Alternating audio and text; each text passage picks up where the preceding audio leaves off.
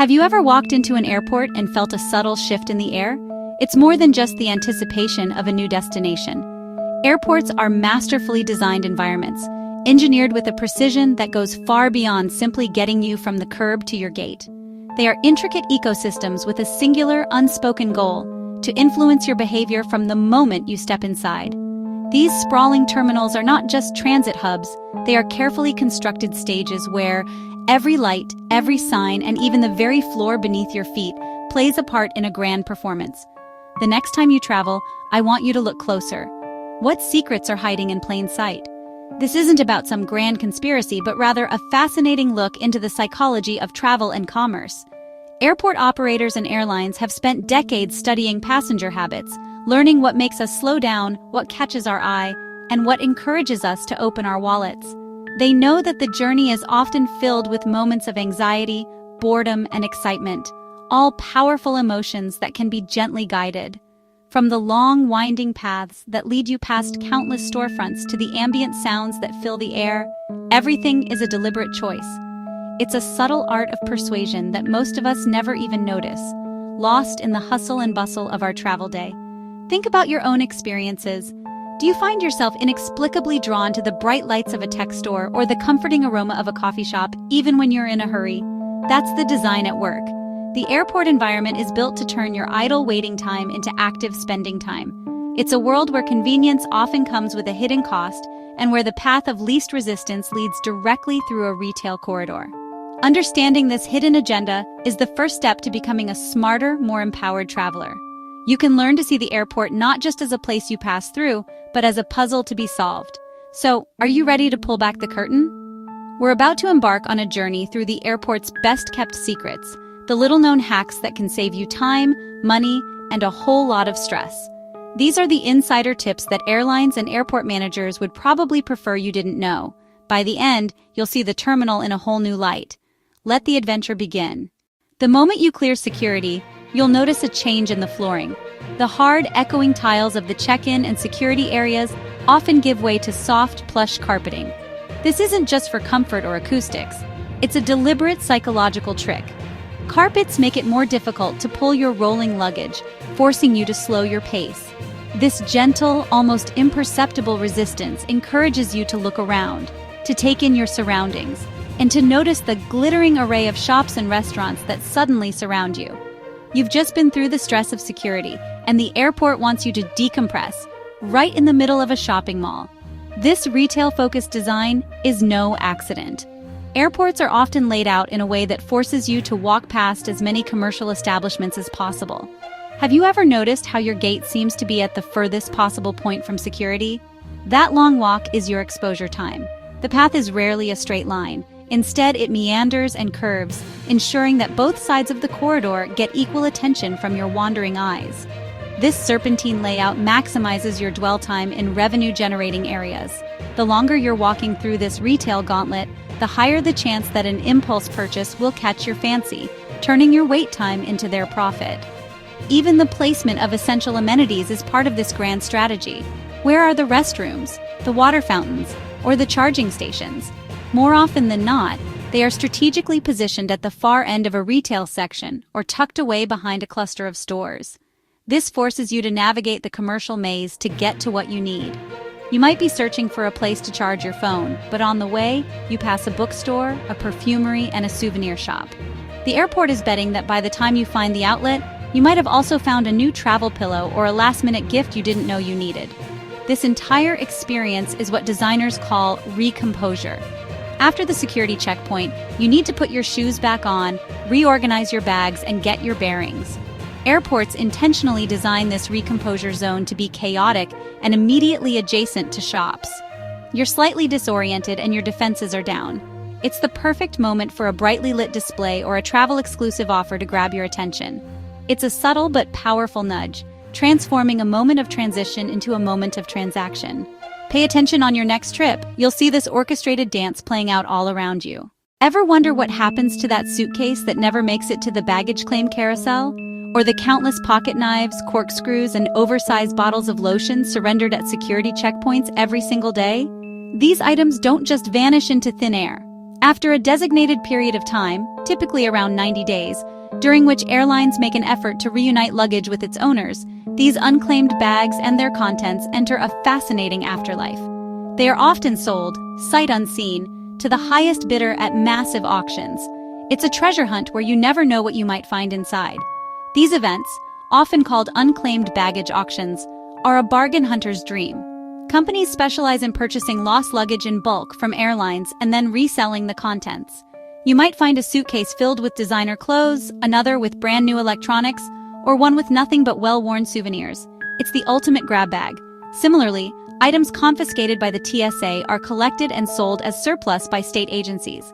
All those prohibited items, from tools to snow globes, are bundled into lots and auctioned off, creating a secondary market for the things travelers had to leave behind. It's a surprising and resourceful part of the travel ecosystem. The scale of this operation is truly staggering. One of the most famous destinations for lost luggage is the Unclaimed Baggage Center in Scottsboro, Alabama, a massive retail store covering more than a city block. It's a one-of-a-kind shopping experience, a permanent home for the transient possessions of travelers from around the world. Here you can browse through racks of clothes, shelves of books, and cases of jewelry, all sourced from lost bags. It serves as a powerful reminder to always put your name and contact information not just on the outside of your bag, but inside it as well, increasing the chances it will find its way back to you. So the next time you have to surrender a multi-tool at security, you can imagine its potential future journey. It might end up in a large bin, sold by the pound to a reseller, and eventually find a new home with someone who found it at a state surplus store. This hidden world of lost and confiscated goods highlights the sheer volume of items that flow through airports daily. It's a testament to the fact that in the world of travel, nothing truly goes to waste. It simply finds a new purpose, often in the hands of a stranger who stumbled upon a very unique kind of sale. The security screening process is a standard part of modern air travel, but for some it can cause real anxiety, especially when a pat-down is involved. Many travelers don't realize they have specific rights to protect their privacy and dignity.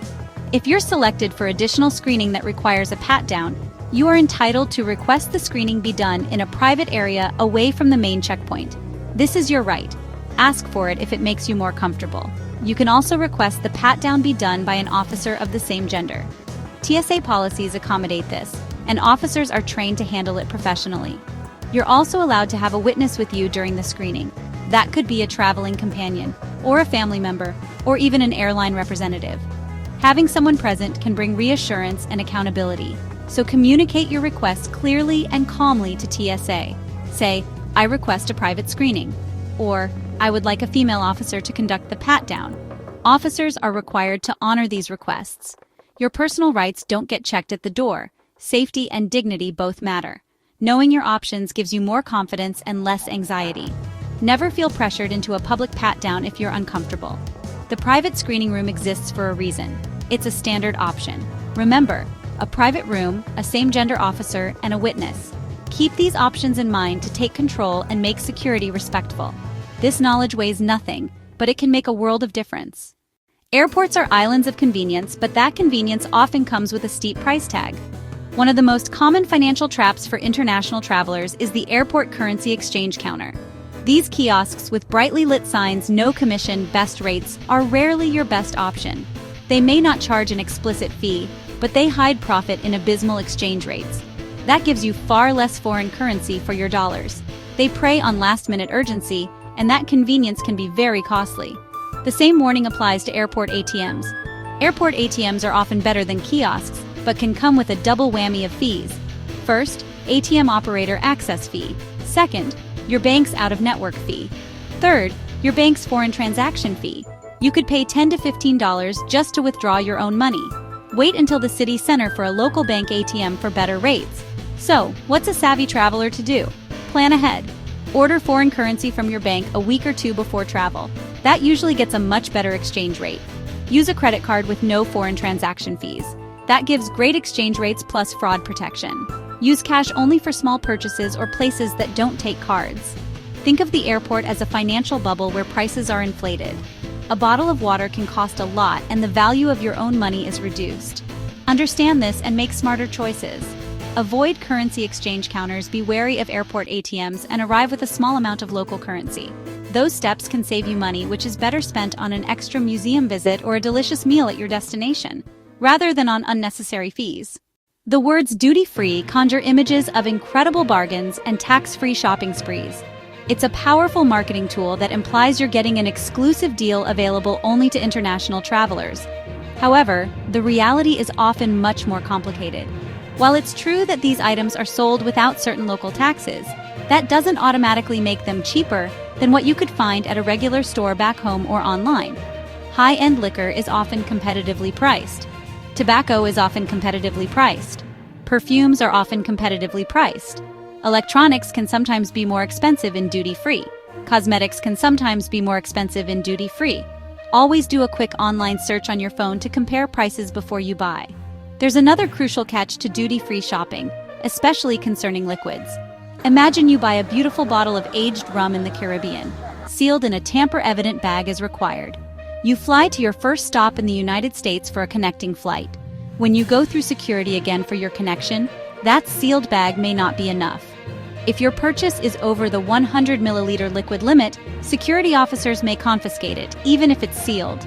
Screening technology at different airports varies, and some officers may not be able to verify that the liquid hasn't been tampered with. Your expensive duty-free purchase could end up in the trash. Now let's talk about a different kind of airport gamble: overbooking. It's a common airline practice where they sell more tickets than there are seats on the plane. They do this based on complex algorithms that predict a certain number of no-shows. Most of the time, they guess correctly. But when more passengers show up than expected, the airline has to bump people. Have you ever been on a flight where they start offering travel vouchers for volunteers to take a later flight? That's the first step. If they don't get enough volunteers, they will move to involuntary denied boarding. Bumping passengers against their will usually starts with those who checked in last. If you find yourself involuntarily bumped, know your rights. The Department of Transportation has rules that entitle you to compensation. The amount depends on the length of your delay. It also depends on whether it's a domestic or international flight. The airline is also responsible for booking you on the next available flight to your destination. To avoid being bumped, always check in for your flight as early as possible and select a seat. Passengers without seat assignments are often the first to be targeted. Understanding these nuances of duty-free and overbooking can save you from both financial loss and major travel headaches.